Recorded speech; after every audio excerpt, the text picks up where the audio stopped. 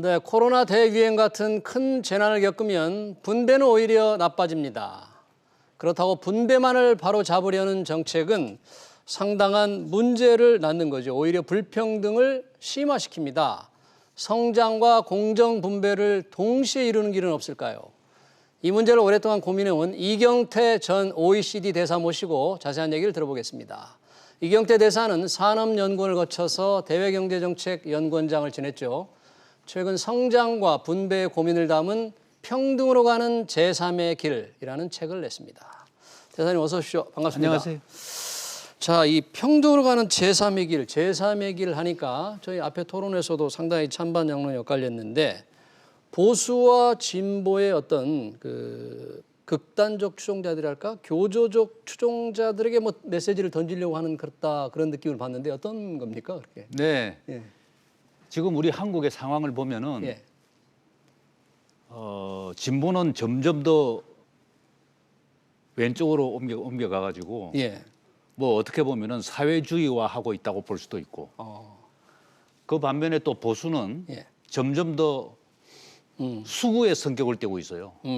그래서 이게 양극단으로 갈라져 가지고 예. 서로 싸우다 보니까 예. 그게 바로 지금 네. 국론을 분절시키고 나라를 둘러 쪼개고 있거든요. 그런데 이렇게 돼 가지고는 우리 한국의 앞날이 어두워요. 왜냐하면은 예. 보수는 성장과 시장만 중요하다고 그러고 진보는 평등이 중요하다. 네. 그래서 시장은 불평등을 제조하는 범인이니까 시장보다는 국가가 나서서 평등을 도모해야 되겠다. 평등을 이루어야 된다. 이루어야 되겠다. 그렇군요. 그 이제 그 수단은 국민 세금이죠. 네. 평등으로 하려는 게. 그렇죠. 그리고 자꾸 그 시장을 부정하다 보니까 반기업적인 정책이 너무 과도하게 많이 나오고 있어요. 네. 그러면 지금 말씀하신 대로 이게 어떤 이념의 양극화가 심해진다는 얘기인데 지금 문재인 정부 사실 태생적으로 이제 평등 가치를 추구해 왔잖아요. 그렇죠. 그러면 그렇죠. 평등이 좀 더 이루어져야 되는데 네. 어떻게 그런 가치를 추구해 왔는데 빈부격차는 더 벌어졌다. 이런 비판을 받거든요. 그럼 왜 그런가요? 그럼? 그 이제 문재인 정부가 예. 그 코로나 대유행을 이제 맞았잖아요. 네. 그게 뭐 또 사람에 따라서는 정치적으로 유리하게 이용했다 이렇게 보는 사람도 있고 그러나 평등이라고 하는 관점에서 보면은 예. 굉장히 설상가상이었죠. 음. 그러니까 문재인 정부 이전에도 예. 이미 불평등이 확대되고 있었어요. 여러 가지 이유로 뭐 한국만 그런 게 아니고 지금 전 세계적인 현상이죠. 양극화라는 게. 예, 그러니까 보수 정부 박근혜 그 앞서서 이명박 정부에서도 이미 불평등은 확대되고 있었다. 확대가 되고 있었어요. 네. 그러면 이제 문재인 정부는 그 불평등의 확대를 반전시켜 가지고 예, 더 평등한 사회로 가겠다고 그렇죠. 국민들에게 약속을 하고 취임을 했거든요. 예, 그런데 정책적으로 우선 몇 가지 큰 실수를 했죠. 어떤 겁니까? 뭐 우리가 잘 알고 있는 게 최저임금을 무려 2자리로 도저히 그 시장이 감당할 수 없는 수준으로 과도하게 인상을 하니까 초기 2년간 그랬죠. 그 초기 2년간 그랬죠. 네. 그게 굉장히 그 영향이 컸잖아요, 그죠? 그렇죠. 우리 다 알고 있지 않습니까? 예. 그리고 또 그다음은 너무 반기업적인 규제를 많이 쏟아내다 보니까 예, 기업들이 뭐 코로나는 코로나대로 있었지만 예, 투자를 안 해요. 그러니까 기업이 투자를 해야 좋은 일자리가 생기는데 네, 시장에서 일자리가 생기는데 일자리야말로 불평등을 없애는 최선의 무기거든요. 네. 일자리를 만들어내는 게. 근데 그 일자리가 지금 좋은 일자리가 다 사라지잖아요. 그렇죠. 그러니까 또 그거를 정부가 하겠다고 예, 정부 국민 세금을 가지고 공공 일자리를 엄청나게 만들었잖아요. 그러고 있습니다. 최근 지금? 한 3년 동안 새로 생긴 일자리 대부분이 공공 일자리죠. 그렇습니다. 근데 그 공공 일자리라는 게 뭐 제대로 된 게 별로 없어요. 뭐 노인 알바라든가 무슨 뭐 이런 거. 예, 그다음에 제가 조금 전에도 좀 들으니까 뭐 공공 부문이 적다 크다 뭐 이런 얘기가 네. 나오던데 여하튼 공무원들을 많이 뽑았잖아요. 많이 뽑았습니다. 예. 네. 그러니까 일자리를 정부가 만들어내겠다고 정부가 책임을 지겠다고 나선 게 그게 이제 이쪽 시장에서 일자리를 최대로 만들면서 그래도 안 되는 부분을 정부가 나서서 좀 더 해야 되는데 이건 예. 정부가 주역이 돼가지고 하겠다고 나서니까 시장이 다 죽어버린 거죠. 만약 그렇다면 네. 진즉부터 비록 어떤 평등 가치를 이념적으로 가지고 있다고 하더라도 좀 더 시장 경제의 어떤 이론, 이념, 가치, 정책을 훨씬 좀 추구했어야만 평등을 개선할 수 있었다 그런 얘기인가요? 그리고 시장 경제를 훨씬 더 갔어야 된다는 얘기인가요? 그러니까 이제 그러니까 이 소위 진보라든가 예. 뭐 좌파라는 운동이 예. 그 원류가 유럽이잖아요. 네. 그죠? 그 유럽에서 생기고 유럽에서 발전하고 또 유럽에서 수정되고 이런 과정을 쭉 거쳤는데 그게 이제 한국에 들어왔단 말이에요. 예. 그러면 유럽의 좌파가 어떻게 변화했는가를 좀 더 공부를 좀 더 공부했어야 했어야죠. 되는데. 그 유럽의 좌파는 예. 하여튼 유럽의 좌파가 변했어요. 예. 옛날하고는 다르단 말이에요. 근데 우리나라 좌파는 우선 첫째 네. 역사가 짧아요. 그리고 또 집권한 지 얼마 안 되잖아요. 예. 뭐 김대중 정부, 노무현 정부, 그다음 문재인 정부인데 네. 제대로 된 좌파 정책을 실천에 옮기고 있는 정부는 본격적으로 옮기고 있는 정부가 문재인 정부거든요. 네. 그러니까 우선 자기들의 평등 가치라고 하는 것을 이렇게 밀고 나가는 게 더 중요하지. 아 이게 뭐 문제가 많으니까 우리가 좀 시장의 힘을 이용해 가지고 네. 시장의 힘을 인정해야 되겠다 하는 인식을 하기까지는 제가 볼 때는 시간이 좀 걸릴 것 같아요. 그러니까 시장의 중요성, 시장의 혁신성, 그게 경제를 살리는 좋은 일자리를 만들어낸다는 것을 껴안는 데는 상당한 시간이 걸릴 것이다. 저는 그렇게 봅니다.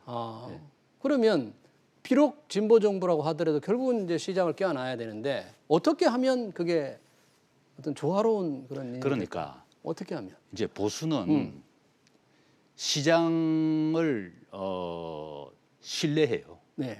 시장에 문제가 많지만 그러나 시장만치 힘 있는 그 성장을 이루어낼 수 있는 경제 체제는 없다. 예. 그렇죠. 그걸 믿는 거고 진보는 시장을 믿질 않아요. 진보는 시장이 그동안 뭐 무슨 불평등, 뭐 노동자 착취, 뭐 이런 수많은 그 문제의 원흉이다. 원흉이다. 예. 그래서 시장은 가능하면은 정부가 국가가 관리를 해야 된다. 통제하고 관리하고 뭐 규제하고. 근데 결국 진보가 자기들의 평등 가치를 실현하기 위해서는 세금을 많이 걷어야 되잖아요. 예. 돈을 찍어내 가지고 할 수는 없는 거 아니에요. 계속 마냥 찍어낼 수는 없죠. 그렇죠. 네. 그러면 세금은 어디서 나오냐 이거예요. 기업이 내는 거죠. 이게 시장에서 나오는 거 아니에요. 거죠. 예. 그러니까 이거를 깨달아야 돼요. 그러니까 우리가 부쩍 시장을 이뻐하지 않고 뭐 시장을 우리가 신뢰하지 않지만 그러나 시장이 우리에게 필요하다. 그러니까 적과 동침을 해야 되겠다. 네, 시장이 해결해 주는 게 굉장히 많다. 많다 이거죠. 예. 그러면 시장이 원하는 거를 주고 예. 우리가 원하는 거 얻겠다. 이게 이제 어떻게 보면 좀 이념의 색깔을 좀 벗겨내고 좀 실용적으로 가는 거잖아요, 그죠? 예. 이렇게 돼야 되는 거예요. 그렇군요. 네. 그런 걸 정책적으로 하고 그런 게 어떤 정치적 외압이 아닌 뭐 국민들이나 기업이 해결해 나가는 게 제3의 길입니까? 그러면 어떻게? 그래서 이제 제3의 원래 제3의 길은 예. 유럽 특히 영국에서 예. 이제 토니 블레어 노동당 당수가 이제 그러니까 대처 수상이 1979년도에 집권을 한 이래로 네. 15년 동안 계속 보수가 집권했단 말이에요. 그 노동당이 이게 죽은 정당이에요. 식물 정당이야. 집권을 못 하니까. 예, 그렇죠. 그래서 이 반성할 수밖에 없잖아요. 정당이 그런 상황에 처하면은. 그래서 이제 반성을 하고 이제 많이 고민도 하고 또 토니 기든스라고 예. 하는 그 학자의 어드바이스도 듣고 예. 그래서 이게 우리가 진로 변경을 해야 되겠다. 그래가지고 노동당 강령에 있던 국유화 조항을 없애버렸어요. 국유화 조항을 없애고 없애면서 우리 시장의 힘을 인정하겠다. 영리하게 한 거네요. 시장에서 해결해 주니까 그렇죠. 시장을 좀 그러니까 뭐 거죠. 저 노동당 내부에서 너 배반자다 뭐 온갖 소리가 다 나오고 토니 블레어가 아니라 토리 블레어다. 그 토리당이 원래 보수당 아니에요 영국에서 토리 휘거 그러니까 이렇게 이게 해가지고 보수당이다, 뭐 이런 노동당이 아니다. 소리까지 들었는데 그러나 이게 이제 정치적으로 성공을 해가지고 결국 집권했잖아요. 네. 그래서 10년 동안 총리로 있었죠. 그래요. 그래서 이제 토니 기든스의 책을 보면은 그 당시는 이 소위 말하는 신자유주의가 기승을 부릴 때예요. 네. 세계를 풍미할 때거든요. 우리가 이런 상황에서 계속 옛 것만 고집하면은 안 된다. 예. 그렇다고 해서 우리가 시장 근본주의, 신자유주의를 지지하는 것도 아니다. 아니고. 그걸 넘어서야 된다. 예. 그러나 그러니까 좌파의 가치인 사회적 연대를 유지하면서 그러나 시장의 역동성은 우리가 인정하고 껴안아야 된다. 네. 그 이제 그걸 토니 블레어가 받아들인 거예요. 아, 그렇군요. 그러니까 이번에 제가 제3의 길을 네. 말씀드리는 거는 우리 지금 진보 정부, 좌파 정부도 당연히 제3의 길을 추구를 해야 되고 동시에 예, 예. 보수도 동시에 제3의 길을 추구해야 된다. 보수도 네. 우리나라에서 옛날 보수 정부, 그러니까 박정희 시대에 네. 의료보험을 처음 도입했거든요. 그렇습니다. 네, 그렇잖아요. 네, 네. 그리고 지금 4대 보험을 도입한 게 다 보수 정부 때 도입했어요. 네. 그리고 박정희 정부 때 한 게 있습니다. 네. 기업 공개를 하라 그랬어요. 그렇습니다. 주식을 공개해서 네. 국민들에게 나눠줘라. 성장의 과실을 국민들에게 나눠줘라. 나눠줘라. 그러니까 기업들이 아니 내 주식을 내가 왜 시장에다 팔아야 되느냐. 예. 이거 재산권 침해고 헌법 위반이다. 반대하니까 정부가 거의 강제성을 띄어가지고 결국 기업 공개를 시켰거든요. 네. 그래서 요새 저 젊은이들이 주식을 투자를 많이 하잖아요. 그렇죠. 네. 근데 지금 보수는 옛날에 그 보수의 미덕을 다 망각해 버렸어요. 예. 아까 말씀드렸듯이 진영 논리에 빠져가지고 예.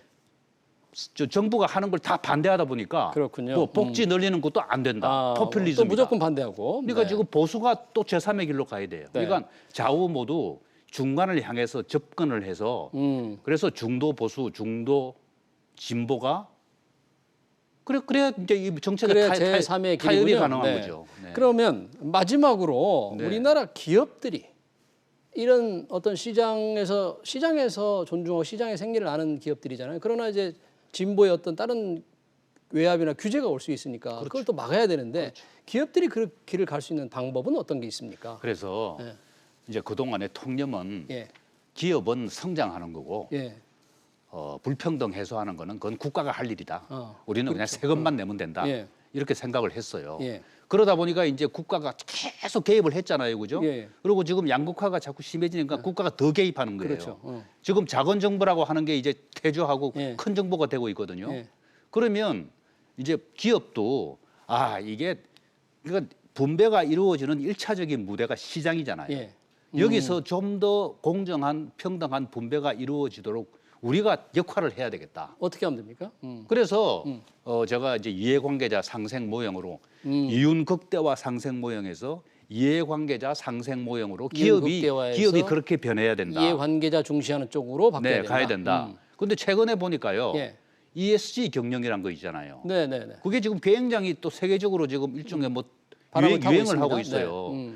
그 ESG 중에서 이제 S라는 게 사회적 책임이잖아요. 예. 이게 어떻게 보면 이해관계자 상생 모형을 포함하고 있는 거예요. 그러니까 이미 이루어지고 있는 이 운동을 더욱더 발전시키고 그래서 그러니까 기업이 주도적으로 자발적으로 스스로 떠밀려서 하지 말고 정보의 외압이 네. 오기 전에 스스로 이해관계자를 중시하는 쪽으로 기업 모델을 바꾸고 방향을 바꿔야 된다 그런 얘기군요. 예, 그렇죠. 네. 그러면 이제 정치가 개입할 수 있는 여지가 줄어드는 거죠. 알겠습니다.